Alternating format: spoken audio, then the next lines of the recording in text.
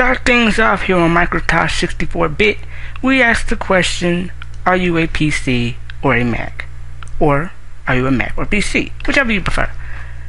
Now, originally in my first introduction video, you saw that I was using Mac and then switched back to my Windows. And that's how most of my videos will play out when I'm comparing both Mac and Windows. In this video, we want to take a look at the question, are you a Mac or PC, or are you a PC or Mac, into more detailed.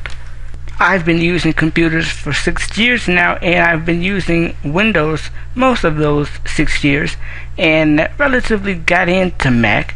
And so if you were to ask me, I'd kind of be on a so-so side, either or. But I'm sure if you're a hardcore Mac or PC user, you have to decide, are you a Mac or a PC? And that question is so very, very, very difficult for me to answer. But that's why I'm making these videos, so that you can answer for yourself.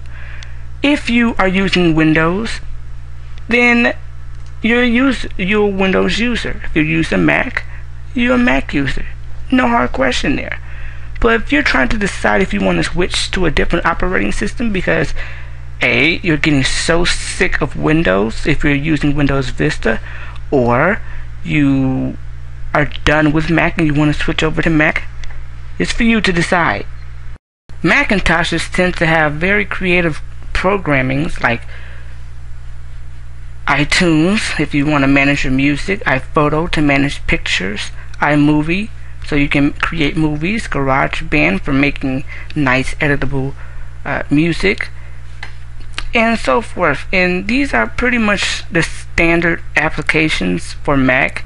And right out of the box, Mac users have a nice resource to create either videos, music, manage pictures, webbing, and all that good stuff. Chatting, address books, calendar. Right out of the box, Mac comes with these applications. And usually when you buy a PC, like from a store, they're usually mainly entry-level computers. And though you get a nice copy of Windows, most of the time you get crappy software that comes standard with the computer. Like if you were to go to Best Buy and get maybe an Acer or a Toshiba, that's at a relatively budget price. Good for you. But the programs that come on it, very generic and only made by the company. If you're gonna buy a PC, or if you have a PC, chances are you're gonna have to buy all the nice little programs that you want to use for editing video and so forth. But Windows as a whole do come with its own little bundle of default programs, such as Internet Explorer, which is its main web browser, Windows Media Player, which is Windows version of iTunes for managing music and so forth. And you can also create your own videos with Windows Movie Maker, and its Media Center is somewhat very more advanced. It's like an extension to the Media Player, and Front Row is similar to this if you're using Mac. And that's pretty much that for when you get PCs, the programs that you have for that. But really, when it comes down to it, it's all about personal preferences. Microsoft has a very large percentage of the computer realm of operating systems, if you will. Second comes Macintosh, and then you have your Linux systems, which very popular in servers, which is a whole nother story.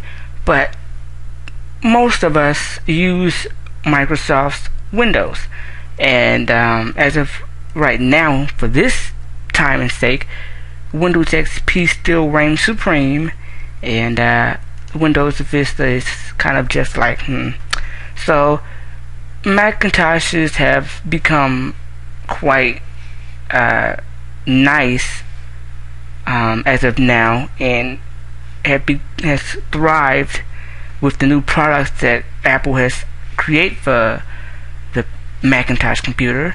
And with the new lines of MacBook Pros and so forth, is making Apple that much more better in terms of becoming a computer giant like Microsoft. Anyway, so we still ask the question, are you a Mac or PC? Me, as of right now, I am a Mac. I hate to say it, but I am a Mac. For all you PC lovers, don't hate me for that. I'm using both Mac and PC. Throughout this video and others, I stress that this is not to try to get you to try to like Mac or PC, but my videos just help you understand the programs that each of these operating systems possess. Like for Mac, for instance, Safari is the web browser. We're going to dedicate videos to working with Safari, teaching you the basics of using this web browser of Safari, how to change your preferences inside of Safari, your home pages and stuff like that. But really just basic stuff to try to get you familiar with all the things that you do on computers, that being a PC and a Mac. It's not so much as I'm making this video to compare Mac and PC, though that's kind of some of the things I do. The videos that I make will be to show you how to use the programs for each of these operating systems, and in turn teach you the basics of how to use your own computer. So my video is not to compare the difference between the PC and Mac, but to get you to understand the basis of each operating system, and in turn getting you familiar. And if you are a beginner PC user, then my videos will definitely help you out. If you are new to Mac, my videos will help you out. If you are a PC user who's not going to be using Mac, these videos are going to help you out. If you are a Mac user switching to Windows, my videos are going to help you out. So this is a universal video type of theme here. And in my next video, we're going to start off with the Windows GUI. Are you familiar with the graphical user interfaces of Windows, and get you familiar with the look and style? If you are a beginner to Windows, then this video will introduce you to navigating the Windows operating system and using programs and so forth. So that's basically what's going to be happening for the first service pack. Getting familiar with Windows and getting familiar with Mac desktop, the Windows desktop, the programs that they both have, and this gets to a relatively decent start to the service packs. So that's really what's going to be happening with this pack. And in the next video, we're going to start off with working with the Windows graphical user interface.